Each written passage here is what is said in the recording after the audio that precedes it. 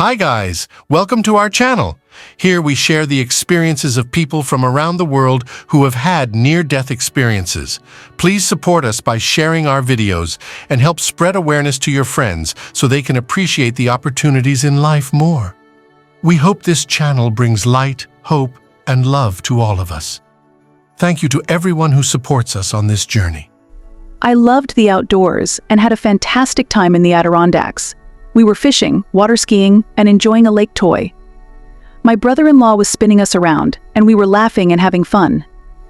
We'd fall off into the water, get back on the boat, and go back out. Everything was normal until we heard my brother-in-law yell, "Get off the boat. The boat is sinking." I looked down and saw that the tow rope was wrapped around my leg, and my brother-in-law couldn't see me because the boat was in the way. I heard the engine start and thought, this is going to hurt. The next thing I knew, I was being dragged underwater, swallowing water, and I knew I was going to die. As I was thinking that, I suddenly separated from my body. I immediately went through this saran wrap-like veil and thought, oh my God, I knew I was in eternity. I grew up in Western New York as one of 7 children, living a pretty normal suburban life. I didn't have many close friends until I started playing sports in high school. That's when I realized that socializing could be fun and that I could be part of a team. With some athletic abilities, I went down to Texas to play basketball at Wayland Baptist. Knowing the discrimination against women in various arenas, I wanted to ensure I could be employed. I decided to pursue a double major and multiple master's degrees.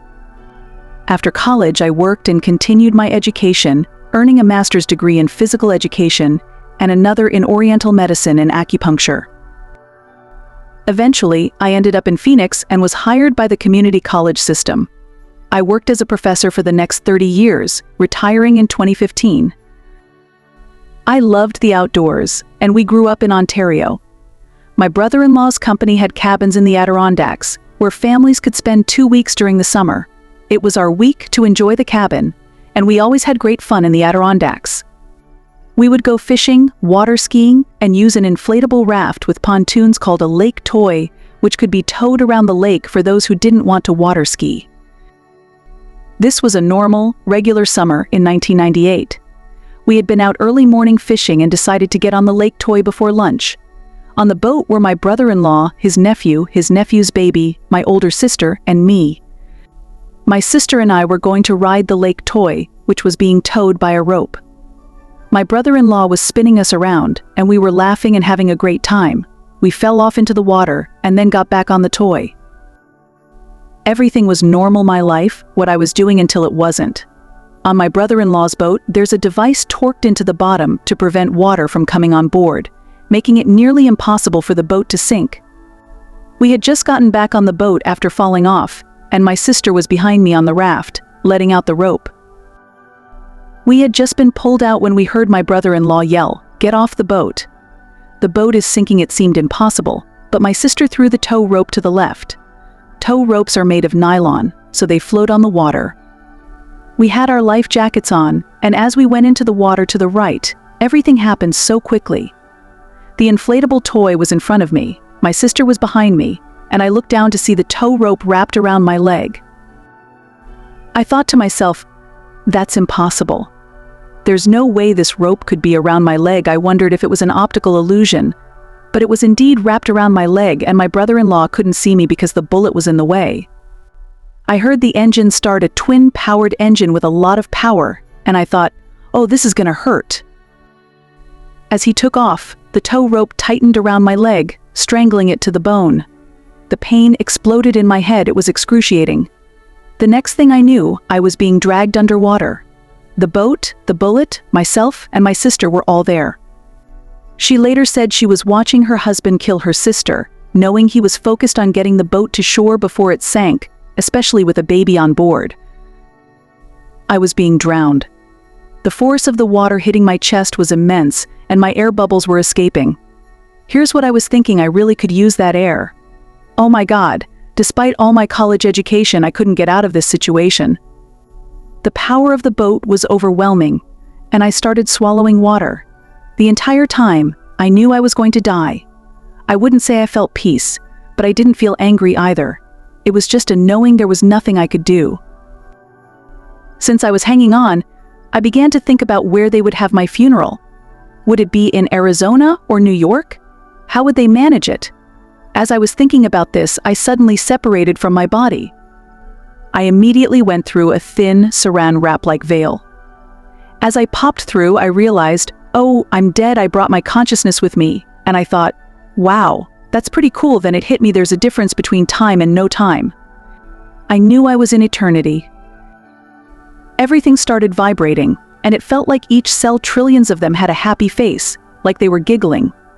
Everything seemed funny.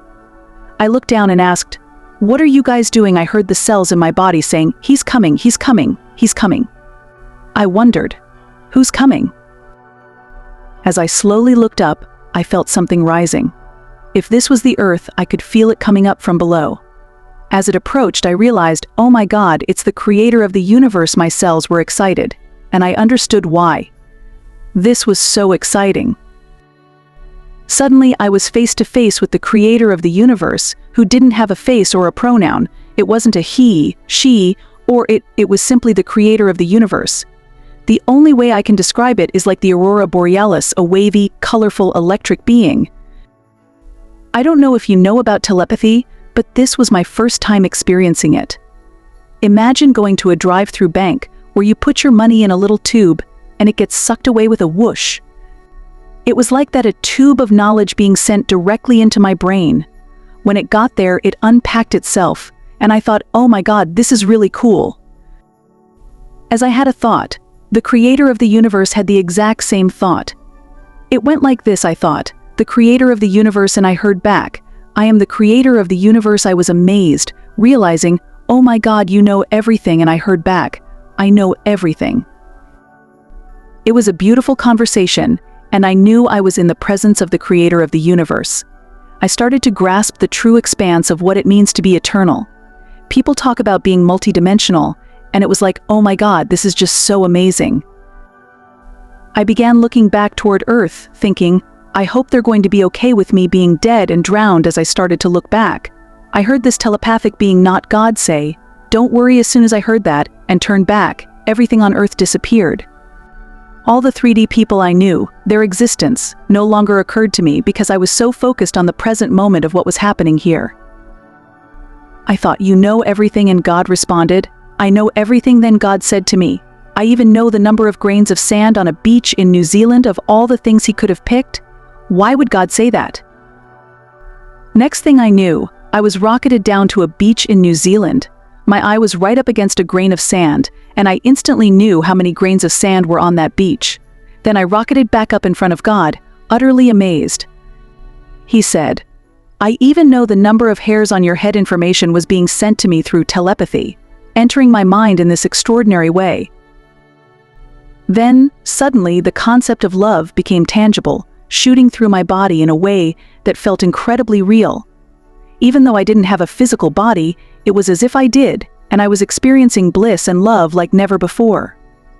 The creator of the universe called me by a name that wasn't Donna, a name he knew me by across millennia.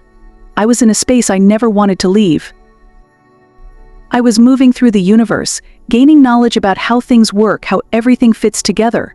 It was fascinating and incredibly cool. Eventually, it felt like we came to a stop, and God asked me, so Donna, what would you like to do here? I never thought I would say what I did next. You might think that when you die, you'll ask God something specific, but that didn't happen for me. I looked at God and said, well, since you made me, I leave the choice to you. As soon as those words left my lips, I realized the enormity of what I had just done. I had given away my choice. Some might argue, no, that was your choice.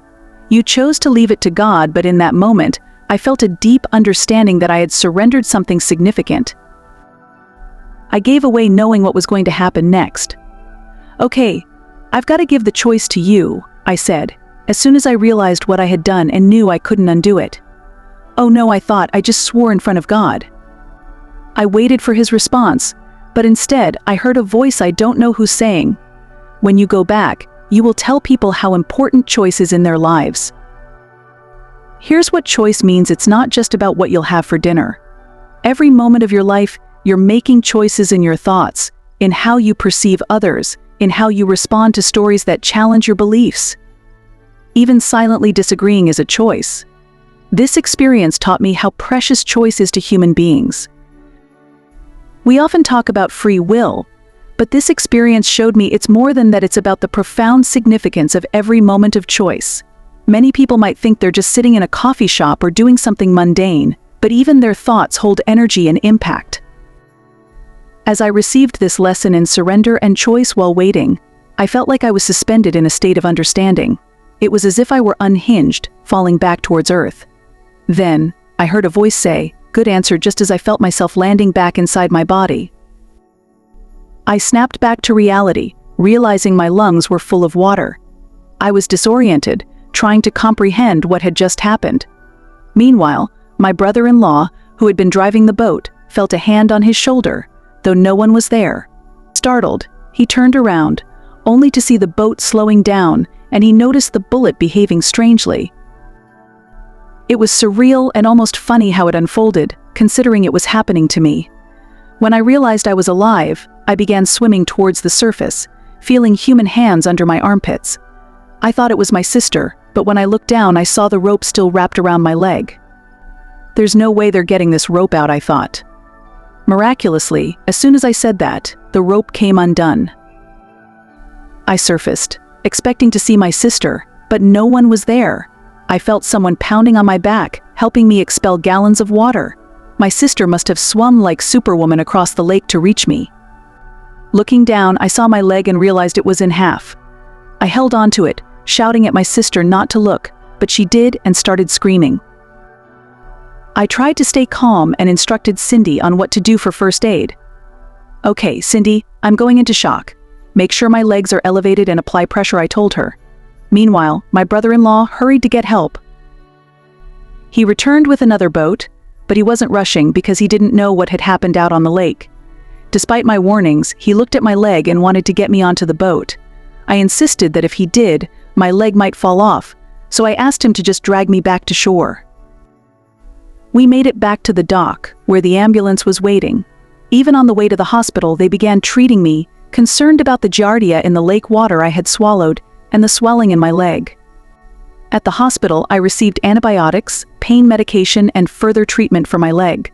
Remarkably, I didn't have to stay overnight. They advised me to return to the cabin and rest, with ice and antibiotics as my main care regimen. The whole experience was nothing short of miraculous, considering the boat shouldn't have sunk and the tow rope, which wasn't supposed to float, somehow did. The way it ripped from my leg and freed me, it all seemed impossible. I spent a lot of time pondering how it all happened, how I ended up there. In the first year after the incident, I only confided in my close friends. I didn't even tell my family members. I didn't know much about near-death experiences, NDEs, or that there were groups or people I could talk to about it. So I kept seeking answers from the other side. Each night before sleeping, I'd set an intention to understand more about what had happened. The initial months were focused on healing the physical wound. I had no feeling in my calf or toes, and I struggled to move my leg properly, which was quite challenging. As a teacher, I'm used to moving around my classroom, but after the accident, I had to sit still to avoid showing my students how I struggled to walk with my leg. After school, I head to my acupuncture clinic, which is conveniently located near a bank, where I usually make my daily deposit. One day, I entered the quiet bank with a note detailing my deposit instructions. As my nerves began to regenerate, the pain was intense. A sudden, involuntary yell escaped me. Startled, the teller mistook my yell for a robbery attempt and shouted in surprise. Our simultaneous cries alarmed everyone in the bank, and some customers even reached for their phones to call the police. Frantically, I tried to explain, No, it's just my leg. I'm trying to adjust my pants to show you the bandages, but the teller was already in the process of misunderstanding the situation. I had to clarify everything to the police afterward, which became part of my new normal, being cautious about where I went and how I appeared, especially since nerve pain could strike unpredictably. The first year was mostly about dealing with the physical aftermath of the near-death experience and the injury. It took another 6 months to adjust and figure out how to navigate daily life with these challenges.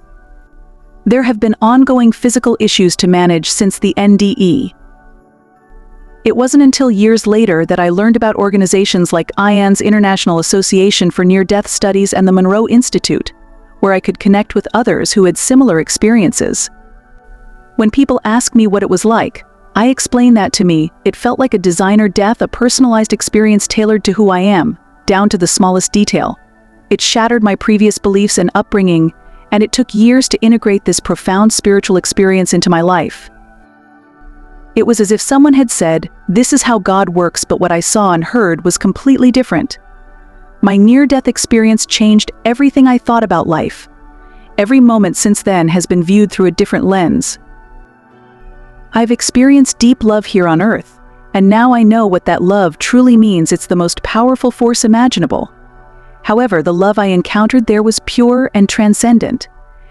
It's not to say that love here isn't profound, like the love of a spouse, child, or the joy of witnessing a birth. But there, it's 100 times more intense, a kind of love that defies explanation unless you felt it yourself. For those who think it's all just a product of the brain, I ask, how do you explain this? How do you explain the profound sense of safety and pure bliss that permeated every cell and essence of my being during that experience? It's something that has profoundly shaped my understanding of existence and the universe. The sense of security and love in that realm is so profound that many people, when given the choice, decide not to return. It's not heaven, it's a place where growth and learning happen, a working planet, as some describe it. Coming to terms with suffering here requires a belief system that allows for understanding and assimilation. People call it a school, a hospital, or various other names, but it's where we bring our hearts and work through our deepest challenges. If I could offer advice based on my experience, it would be to stay present in every moment if possible. I know it's challenging. Most people have what I call an 8-track brain, multiple thoughts and tasks running simultaneously. There's a grocery list, unresolved issues, decisions to be made. It's like living an 8-track life, juggling numerous things at once.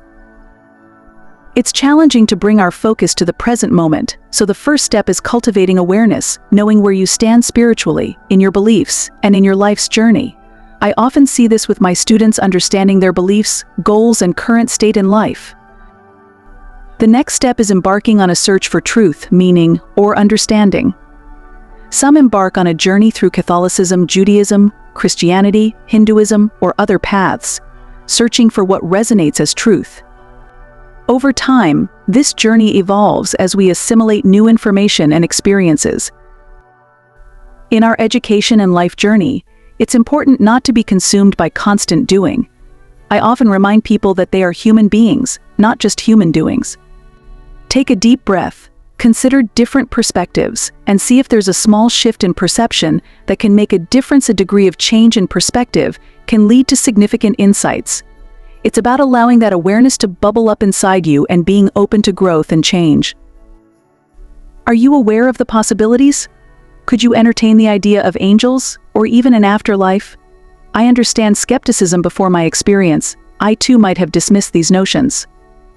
But if you can set aside your beliefs for a moment and listen openly, you might find room to consider new possibilities. You can always return to your old beliefs or integrate these new ideas gradually. I'm not here to convince anyone of an afterlife based solely on my experience, but my encounter with the afterlife transformed my perspective completely. It wasn't what I expected, and it reshaped my entire existence. In the wake of this profound experience, I committed myself to living fully.